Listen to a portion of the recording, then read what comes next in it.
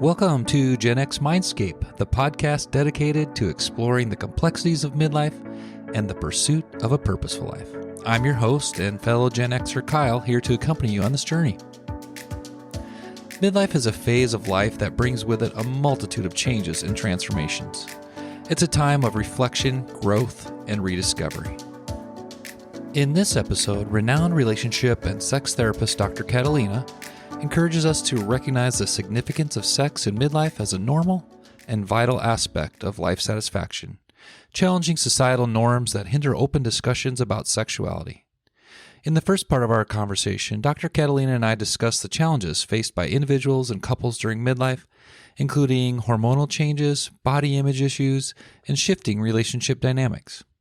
In the second part of this episode, Dr. Lawsin shares invaluable strategies to enhance intimacy, communication, and sexual exploration in midlife.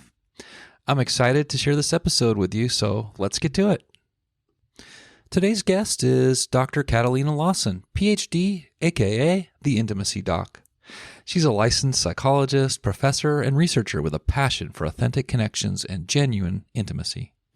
With over 23 years of experience, she fearlessly advocates for breaking free from societal expectations and embracing our needs and desires. Dr. Catalina's recent article in USA Today about aging and sexuality was very insightful and perfectly aligned with the focus of my podcast. You can find her at The Intimacy Doc on TikTok and Instagram, or you can visit theintimacydoc.com. Welcome to the podcast, Dr. Catalina. So happy you're here.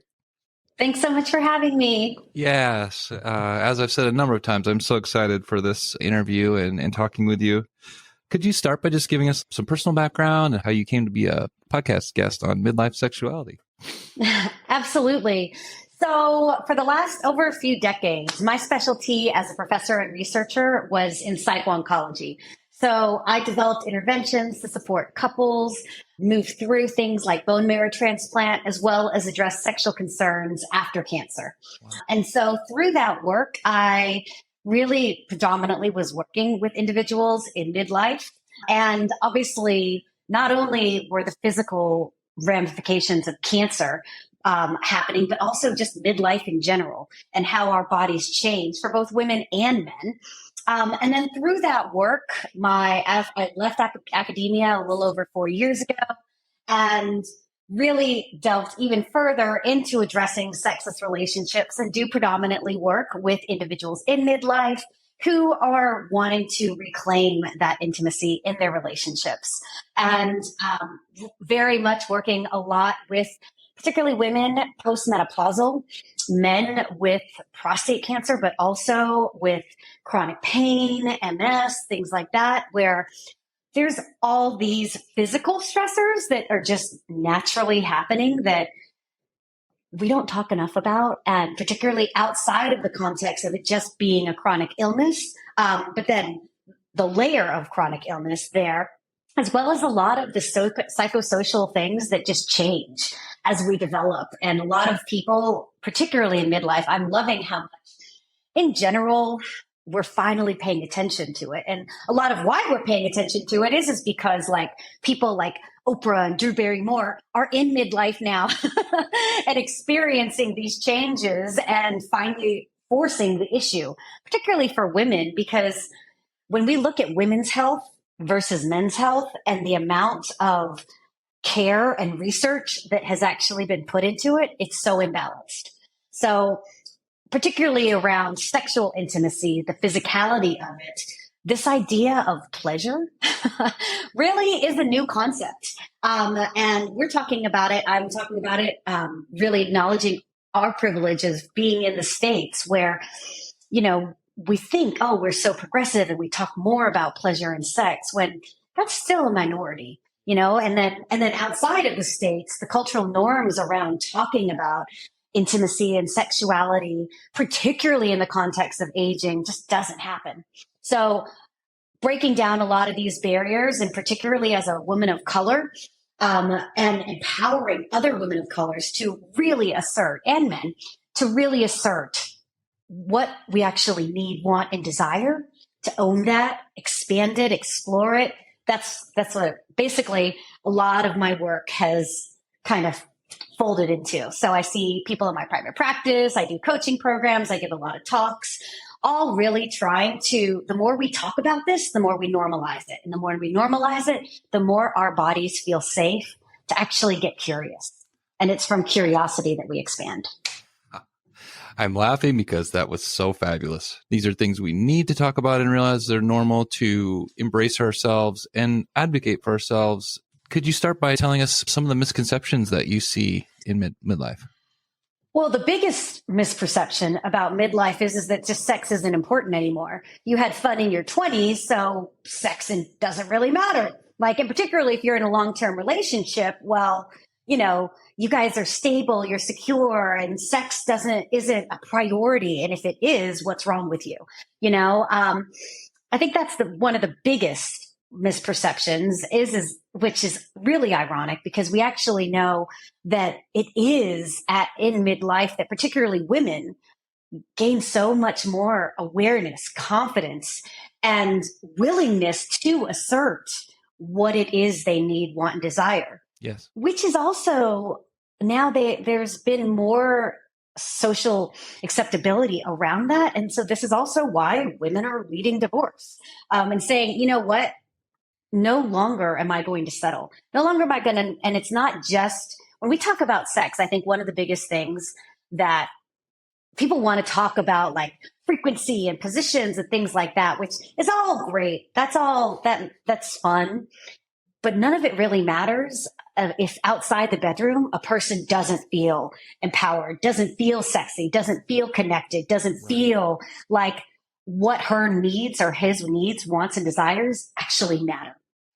So much of, I think, when we talk about sex in midlife, it's appreciating that our bodies do change.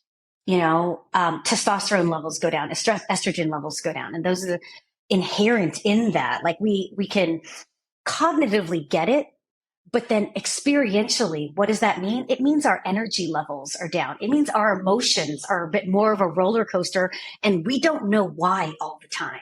It means that our moment to moment experience isn't as steady.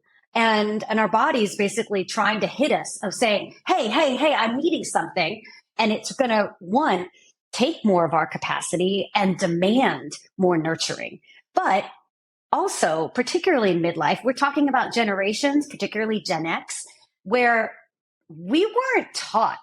Like I love working with people in their early 20s. They feel so empowered, their mental health and their emotional self-care. All of that is ingrained. There's an entitlement to it. But when you talk to midlifers, Gen Xers, this is new. We actually had to do a lot and go to a lot of, pay a lot of money and that is a very small amount of people to actually experience what most people consider self-care.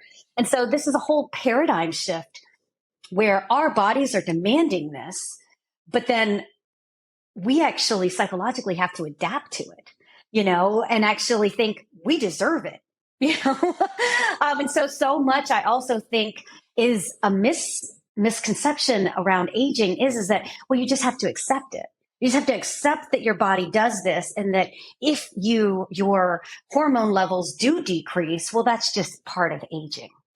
When that actually isn't the case. I think the biggest part of this is particularly women and getting hormone therapy. There was one of the worst things that medicine did was for several decades say, oh, there's a higher risk of breast cancer or other types of cancers if you do hormone treatment when you do hit perimenopause and menopause. And that's actually been completely challenged. And there's so many opportunities there for us to work with hormones so that it isn't such like a slam in the face for women. And when we address women's health, we are addressing men's health too, and I think that that's important. So I think, one, the assumptions that sex isn't important, and two, that our bodies this is what aging has to look like. I think that those are the two things that we all need to challenge, and we get to challenge. But we also, that in challenging it means we have to advocate for ourselves and then put pressure on the system. So much of this is because it is really hard to find an OB-GYN and a urologist who is going to address sexual concerns because they're not trained in that. Like, it's shocking. I've done a lot of talks and assessed, particularly OB-GYNs, of what have you learned about sexual well-being? What have you learned about sexual function and libido and desire and how that changes? And there's no formal training in residency and fellowship. And so when women, who are you supposed to talk to about this? Of course you talk to your OB-GYN. When the reality is that even I'm in LA and I work with people in Chicago and New York, there's very few specialists who actually know how to address this. That no wonder, even in your largest cities, if they can't get help there, where are they supposed to go? So where do they end up going? The internet. And there's just a lot of misogynistic and really poor stuff out there, that just, different. There's a lot of benefit in alternative medicines, but there's just a lot more marketing around things that are just going to be quick fixes rather than a holistic lifestyle treatments, and I do think that as we go into midlife, this is a developmental change that really needs to be embraced as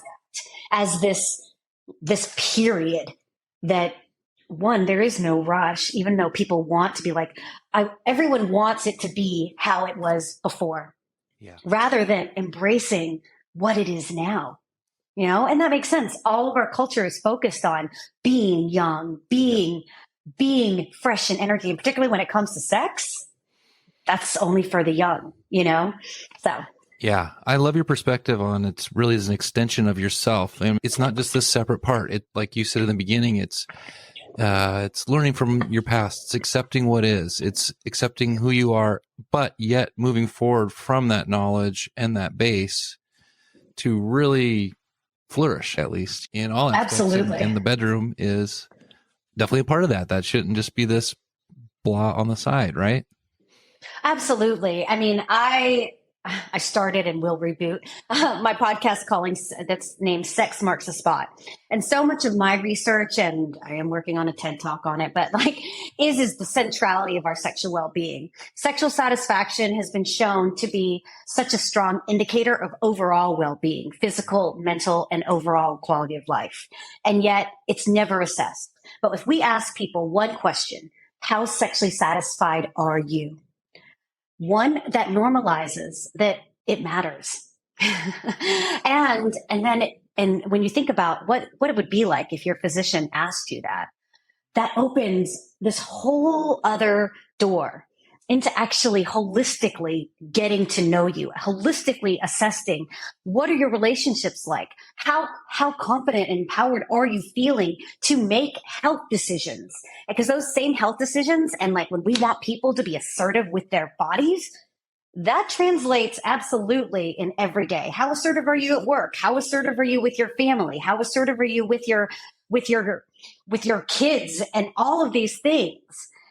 Things that happen outside of the bedroom absolutely impact us inside the bedroom. And one of the things that I think is really important when we look at sexual well-being, and particularly we know that midlifers and beyond they're going to be the larger users of healthcare, because this is when chronic illnesses start popping up. That's right. And knowing that, we have to look at the systemic factors that unfortunately are hindering, and that's why it's just hindering people from actually getting multidisciplinary care, and so much of this is really heightening awareness that it exists. It's been existing for a long time. Like in cancer, literally for the last 15, 20 years, there's been guidelines of how can we provide both psychological, physical, and medical support, right? And incorporate PT, nutrition, and all of these things.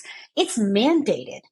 And yet so many cancer survivors cancer patients still don't know these services exist. Insurance doesn't cover a lot of these services. And so it's talking also acknowledging that particularly in the States, how many systemic barriers there are that inhibit so much of our sexual well-being, and particularly in midlife, to actually be supported. So what happens? People aren't going to think, if they know that there's no help, why even why even get it assessed? If there's nothing you can do, then why even bother, right? Right. And if nobody's asking, so there's less likely for it to come up as well. Absolutely. I hear one word you're saying a lot is assertiveness. Yeah. I say a lot. I say it a lot. Well, but I love the way that you're saying it. It goes across all aspects of yourself, in the bedroom and at your job and in your relationships.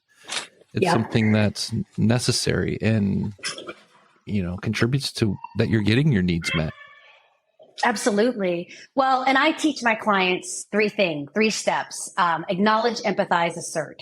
Acknowledging what comes up in our body, what's happening, what sensations are we experiencing, because those sensations are emotions. And all emotions are memories from the past that our body has developed physiological reactions to, that we experience over and over. This is why pain, hurt, anger, frustration feels the same. And in turn, we have the same ensuing behavioral reactions. We get mad, we cry, all of those. So when we begin to first notice and acknowledge these, then we can begin to actually empathize, understand, well, yeah, that makes sense. Like, where is this coming from? And also, what am I doing now to begin to nurture that? So that then we can assert, what does my body need or want right now that I can give it? And generally it's just breath, sound, or movement. Those are the three ways our body wants to process emotion. And and it's already doing something, like it's already clenching. So when we exaggerate that, or when we're already breathing heavy, when we take deeper breaths, when we give our body an opportunity to actually process that emotion in the moment and assert that need or want, that builds our body's trust that, hey, you're going to take care of me. And then it's going to start trusting your choices, so that when we then apply that same process to, wait a second, what do I need for, I'm having hot flashes all the time. What do I need for this? Who can I go to? We can start to listen to our bodies and make more conscious, aligned choices that we can then assert and take action in. So much of this, when I talk about assertiveness, is alignment. Our bodies want to take action. That's what's empowering. It needs to take action. And I think that's the thing is that so many people, particularly in midlife and particularly in Gen X, so much of how we were raised was to suck it up, stay stuck. Right? And if you don't knuckle through, and if you don't just put it up, well, then you're weak. And that applied for women and for men. And so it's actually a bit hard because particularly and they're beyond midlife, but thinking about boomers, they get criticized for it, and so it's really nurturing that and understanding, well, shit, we've been trained to be like this for over 40 years. And now our bodies are saying, like, wait, and then you're seeing in social media all of these things that basically just make self-care like, oh, it's just so easy, and just all you have to do is go to a yoga class or just do this breathing, which every single one of those is a choice that someone needs to assert. And to get there requires so many different steps that I think one of the biggest things that I hope your listeners really can appreciate is have compassion, because so many of the things that particularly in social media are just said, do this, do that, are every single one of them are actions that require a change. Yeah. And our body doesn't want to change because the way it's has been felt really safe, even if it's been really uncomfortable. Yeah, that's right. And I bet you run into a lot of people our age that becoming assertive is difficult for them. It's difficult to change. Absolutely. Yeah. Well, think about assertiveness is what do I need? What do I want? And what can I do for it? There's so many norms that have taught us what you need or want. It doesn't matter. You'll get rewarded and stay accepted when you curb your needs and wants to satisfy someone else. That's right. Humans are social beings. Acceptance is the number one thing that our bodies care about. And so we're normed. We're socialized to acquiesce, to put aside our needs and wants. And again, then you're a team player. You're a good mother. You're a good dad, right? You're a good community member. So it's this healthy balance of where we can have interdependence without codependence, right? I love that because, and it gets me thinking about relationships as well. Yeah. A lot of us, the relationship is a big part of it, as you said already, and as you said in your article. Can you tell us a little bit about how relationships in our age change and some of the factors that we should really be thinking about? Absolutely. When you think about midlife, this is generally the time when people start getting divorced. Particularly in our generation where a lot of people got married in their 20s. Now their kids are done with high school. That's the pattern. And once the focus isn't on just taking care of kids, then, well, now what you have to take care of yourself. Now, what are we going to do? And one of the things that what you see happens is that it does not take long at all for our bodies to just learn to be with another, and relationship dynamics form very quickly, right? We choose our partners for a reason. And then those same things, those can be pros and cons that create just the relationship dynamic. And that becomes incredibly sticky. But we just talked about all these changes that happen in midlife. As we change, the relationship needs to change. It needs to adapt. It needs to evolve. But that's change, and our body isn't going to want to do it. And the thing in relationships is that it's a dynamic. It takes two. And so often what you're seeing is that one person will have some kind of change, and that disrupts the system. And then there's a mismatch. And one of the biggest things, most common things is that there's a mismatch in libido. One person starts losing interest in sex, and that's the number one thing that couples present with. And particularly in midlife, oftentimes it takes couples several years to ever look for support for addressing this, And so my number one thing I tell people is that, well, if you've been in a long-term relationship, expect that there's going to be a point where there is a mismatch, where one person wants less or more than you do. And that is absolutely natural. And that it doesn't have to stay that way. The relationship is demanding some shift. And that requires both people, Both people don't typically come to the table at the same time. And so you start with one. And that person who is one is the person who identifies as it's a problem. Mm-hmm. I'm a big believer of, in relationships, it's whoever shit stinks less. They're the grounder. They're going to be the initiator, right? Because this idea of it's always going to be 50-50, it's always reciprocal, it's just not realistic. Right. And it's actually leveraging that commitment, that love, leaning in on that. And saying, you know what, right now, I have the capacity. My shit doesn't stink as much. And so I'm going to feel this. I'm going to initiate that. Right. Because so much of when there is this mismatch, when there is that imbalance in relationships, man, that festers resentment. When I think about resentment, so much of when we think about that, it's a resentment that our partners are doing this, they're doing this. When I frame resentment is we're upset at ourselves for doing something we don't want to do, for settling for something that we don't want to, for agreeing or acquiescing. We resent ourselves. And so that's where, again, it always comes back to control what you can control. Right. And that is only ourselves rather than project it onto our partner. Exactly. I'd like to stay on that topic. You said that mismatched libido is probably the most common presenting, and I'm sure there's a lot of considerations for both sides of that. Can you tell our audience a little bit about, where to go from that or ways to have that conversation? And well, first is absolutely one, acknowledging it with compassion. So much of when there is a mismatched libido, it is pathologizing the person who no longer wants sex. Right. Saying, you are the problem. What is wrong with you? We used to have great sex. You must be depressed, or it's all about you. It's all about you. And well, that's going to make someone want to come to the table and feel safe, right? Exactly.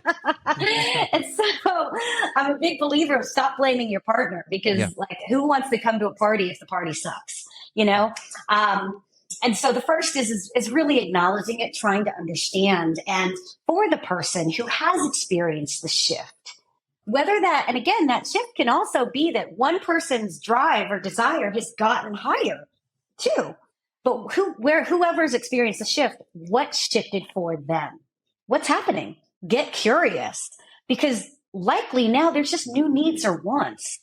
How can the relationship support that within the boundaries? And this is the thing is that I think in relationships, we come in them with, well, this is what we want. And I say that, but most people actually don't talk about what do we believe in? What are we going to, what do we share in our values around sex and around how we treat each other? How are we going to take care of our relationship? But all of those, if you didn't do them then, in midlife, it's really important to renegotiate those. Check in. Where are we now? What works for us now in the relationship? How much time do we need from each other or want with each other? Mm-hmm. And then that transcends into what are your needs, wants, and desires in the bedroom? And how can that be met? Now, acknowledging rather than pathologizing the physical and emotional changes. Because I think the other thing to keep in mind is in midlife, yes, it's also the time where, particularly in your 40s and 50s, where people are hard charging on their career too. They generally have more responsibilities. And so on top of any caregiving, but then on top of the caregiving of children, also now there's the caregiving of parents and family members, right? So across the board, and where does a lot of that, we know the burden often goes more to women. Yep. Right? It sure does. And so going back to your earlier question of also what's one of the assumptions around mismatched libido, the assumption is that it's generally the woman who has less desire. Mm. And I'll just say that a lot of that research is becoming challenged as women. We know that more educated, more professional women are more sexually assertive, and that the norms have changed. We assumed that women just didn't want it, but what they didn't want was they didn't want shitty sex. And so again, I think one of the biggest things with the pandemic is you're not going to get ready and go out and make all these efforts if you're knowing it's not going to be that fun. And so we know when we think about desire is that desire can be responsive or spontaneous. And our brains need to be open to there being a reason for sex.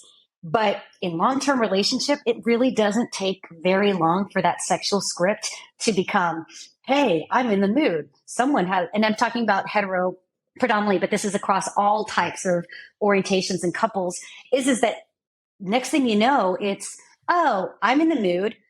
There's a little kissing, regularly not foreplay. And then you just go straight to intercourse. And then maybe if you're lucky, it's 5 minutes. Well, who the hell wants to keep around for that party? It's a shitty party. Let's just keep it real. But that's actually the majority of sex that's happening out there. And, why would you get excited for that?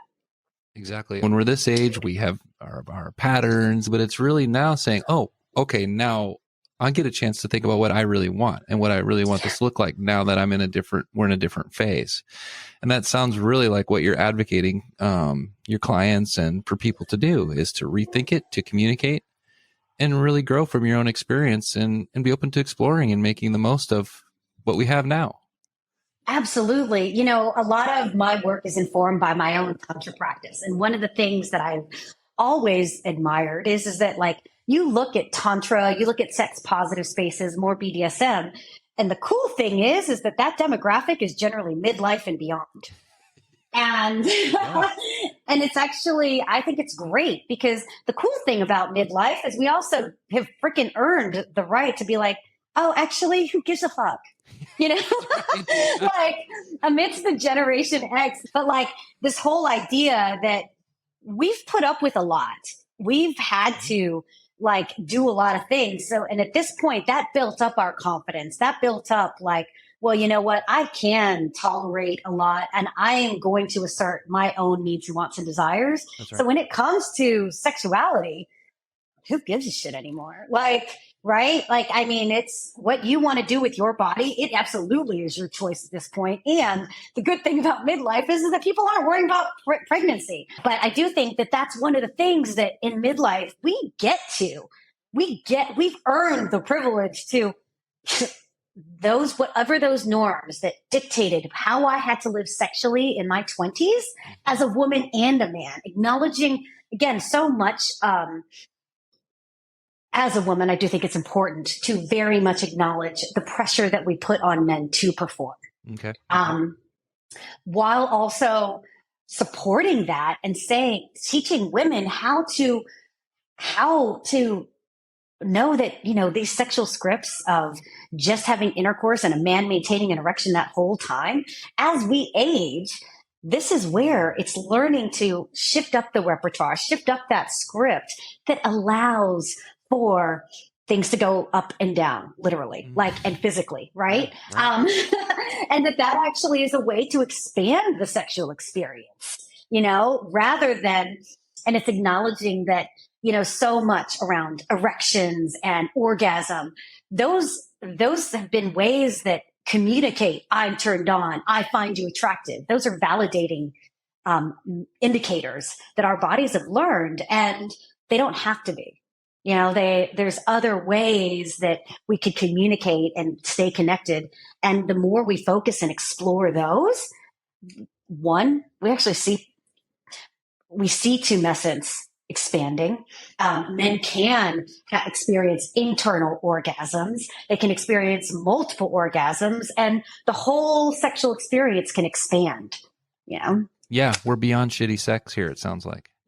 Basically, right? And it's demanding that. Yeah. It's saying, wait a second, why do that? Yeah.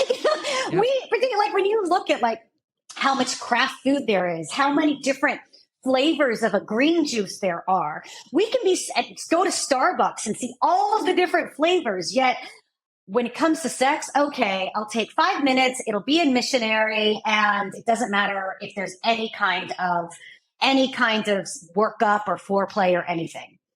Literally, our Starbucks orders are more exploratory than most people's sexual routine, right? And it's what the fuck? It doesn't have to be like that. Exactly, right. So if we can here, help us transform a little bit. What are some of the key things that couples need to know or do, to move towards that? So first, I always say explore. Self-pleasure is the best pleasure. First, find out, start exploring with yourself.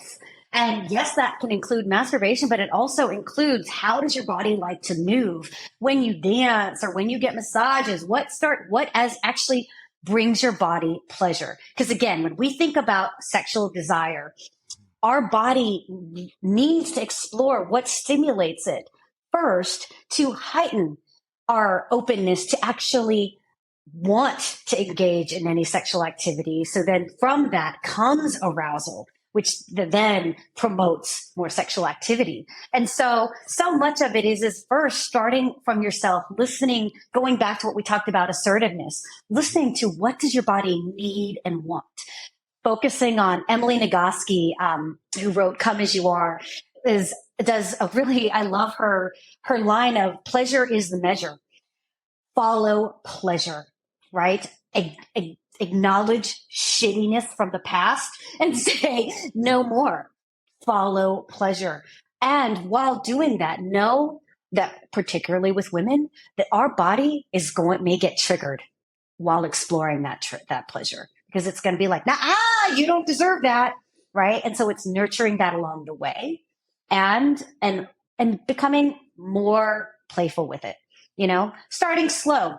And so doing things obviously not only masturbation, but like I said, playing with getting different massages, playing with different textures. There's pleasure mapping that you can do with yourself or with your partner, where you go throughout your whole body and you bring out different things like feathers, chocolate, silk, and play with different textures and different pressures of feeling things on your body. What actually, and again, and not just focusing on the genitals. We have a whole body, engaging all of our 5 senses of different tastes and smells, and not just our visual. So I really encourage people to do things blindfolded, where we begin to really explore our sensations. And through that, one, particularly if the sex has gotten dull by midlife, really focusing at one, acknowledging that this does not have to be a simultaneous experience, that one person can give, one person can receive pleasure, and actually playing with that. And that the person who's giving pleasure, their focus should be on, how does it feel? How does my body feel? How am I getting aroused by giving this pleasure? Focusing, if everyone focuses on their sensations, that promotes and expands that sexual energy. And so much of it is starting with yourself, when you're ready, inviting in your partner, and then through that, beginning to, going back to how we process emotions, breath, sound, movement, use your body, communicate, give like thumbs ups, talk about what feels good. I recommend that debriefs be after and outside of the bedroom, but start talking about what worked, what didn't work. What do you really do see sex as something that just like every other activity that we get into, if you want it to get better, you're going to want to explore what worked and what didn't, right? And normalize that.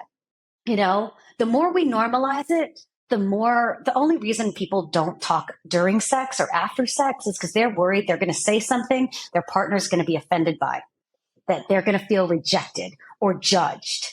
And so that's where it's really acknowledging and really creating a safe environment for this. And that's why so much of the work in promoting, exploration in the bedroom starts outside the bedroom. And really starting to have some of these conversations where you talk about your needs, wants, and desires. And for couples who already didn't talk about that, it's starting with it outside of sex. Talking about, well, I want to eat this tonight because this is what I'm in the mood for. And this is what this feels like. Or I want us to go on this trip because this is what I'm wanting to experience. Again, going back to how when we assert and I make choices that are aligned across all of these different parts of our lives, the more we're going to do it in the bedroom. Our body needs to build up that trust that is okay. Yeah.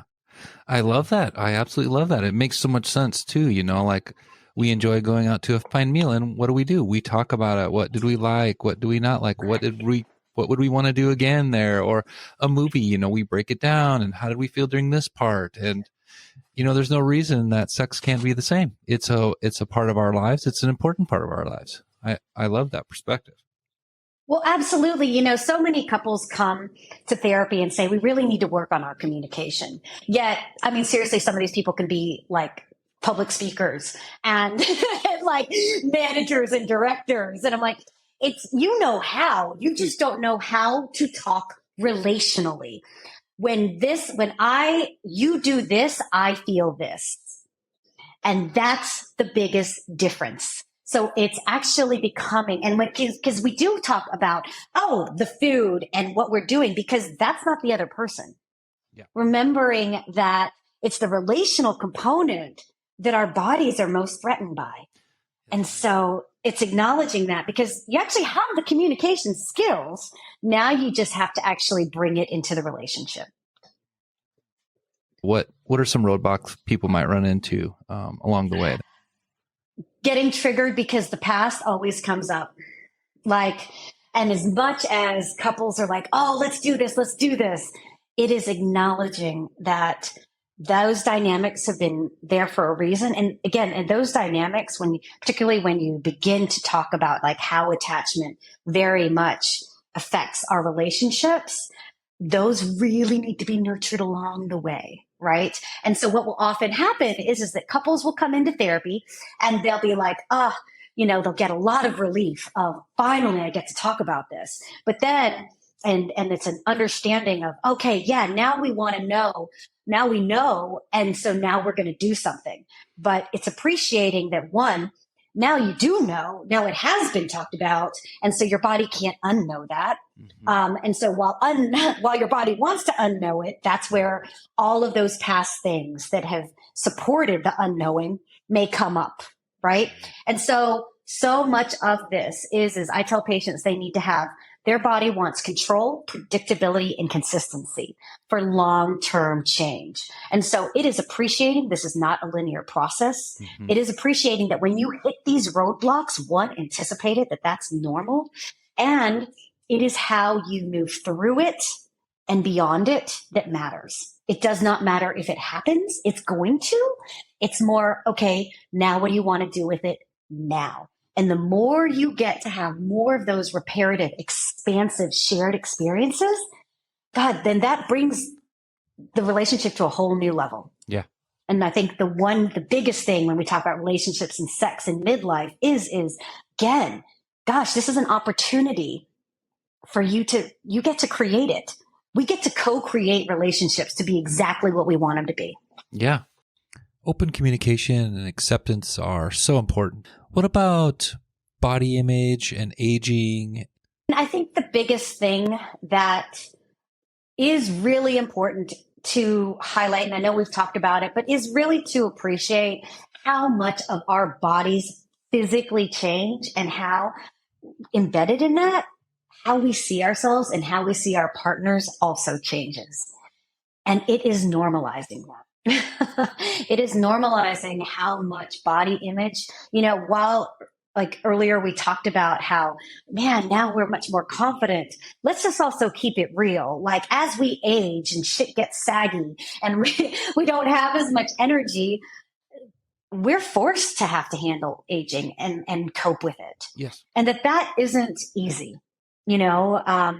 And that's also where new insecurities that we thought we got over in our 20s may pop up, and it's nurturing those, right? And particularly like when our hormones are changing so dramatically, the emotional toll of that change, I think really needs to be nurtured, and so it's appreciating that there's all of these things happening and colliding at once.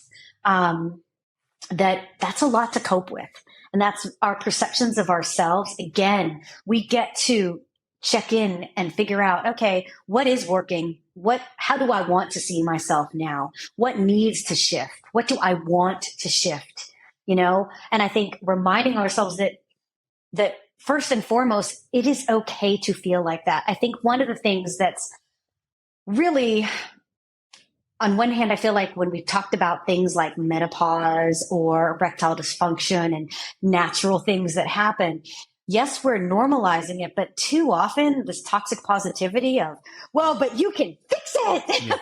and now look at Jane Fonda. She's like 80 something and look at how great she is. I'm like, it's really appreciating that everyone's path through this looks very different. And the majority of shittiness that people experience is alone and silent.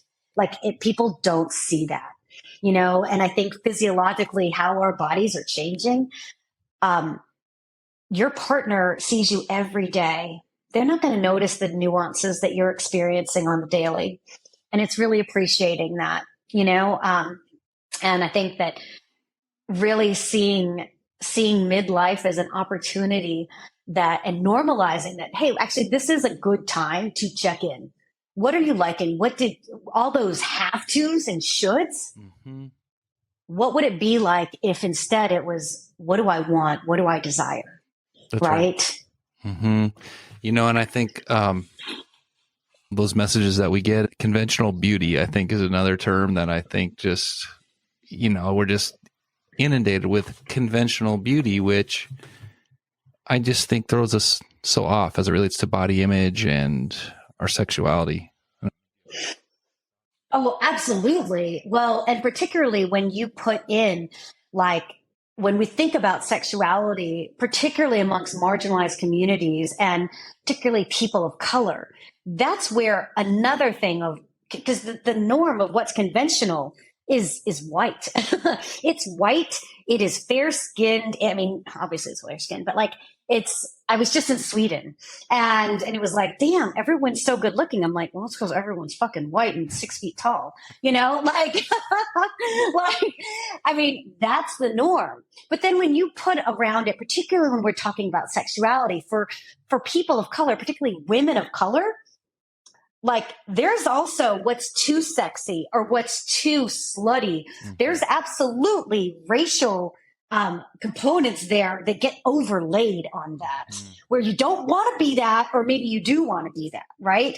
That is just inherent in a lot of those norms. And I think that so much of that is really in midlife, figuring out one spreading the awareness. Like if you look at even like where the majority of sex research and relationship research, who's been doing that?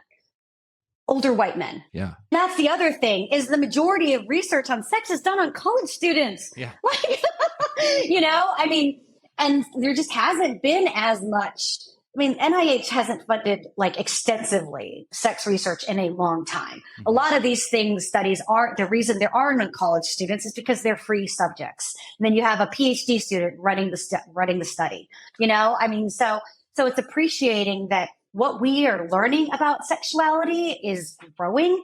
But then it's also knowing that like where the priorities in our healthcare and research aren't necessarily following that demand. Right. Mm-hmm. But definitely those norms of what beauty are and how someone should appear sexually. This is where so many women of color are hypersexualized. As an Asian, absolutely. Mm-hmm. Like the amount of hypersexualization. I mean, that's what fostered Atlanta and all the killings there. And it is acknowledging that when we go back to assertiveness, the number one thing our bodies need to feel, to assert, is safe. And when we live in a world that constantly is not safe, mm-hmm.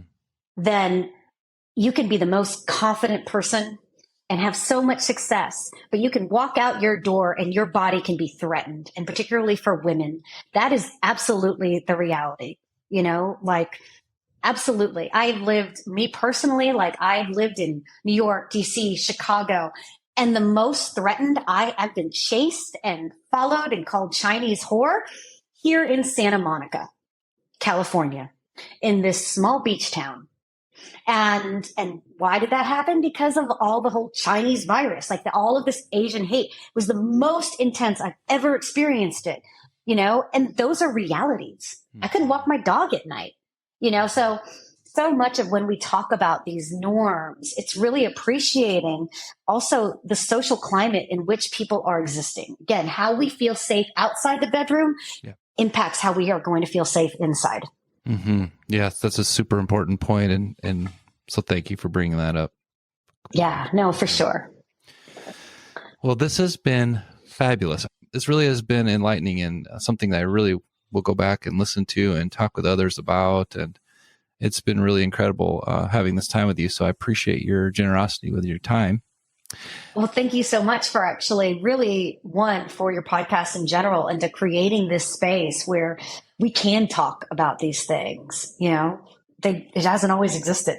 So it's great that you're doing this. I'm dedicated to continuing on with this, and people like you are inspiring to keep going with it because I think this will help a lot of people, including myself. So yeah, hopefully so, for sure. Before we head out, if people want to get in touch with you, tell us again where they can find you. Absolutely. So I'm the only Catalina Lawsin, SIN, in the world, because I'm pretty Googleable. But you can follow me on TikTok or Instagram at The Intimacy Doc, or you can go to my website, theintimacydoc.com, and reach out.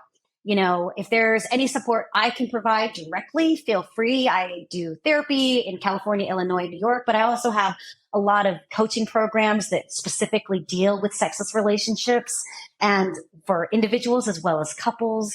And if I can't help you, I am always happy to answer questions and refer you to people who can. Wonderful. I'm so happy to hear that. So once again, thank you, Dr. Catalina, and thank you so much for your valuable time and your insights. It's been a real pleasure. Thanks so much for having me again, Kyle. I hope you found my conversation with Dr. Catalina Lawsin as captivating and enlightening as I did. As we navigate through the uncharted waters of midlife, let's challenge societal norms and embrace the importance of good sex as a normal and healthy aspect of life satisfaction. Dr. Catalina's wisdom reminds us that sexual fulfillment is interconnected with our overall well-being and plays a significant role in our midlife flourishing. Thanks so much for listening today. If you enjoyed this episode, I'd be very grateful if you would subscribe and share it with your friends who might also find today's discussion helpful. So until next time, keep exploring, stay curious, and stay true to yourself.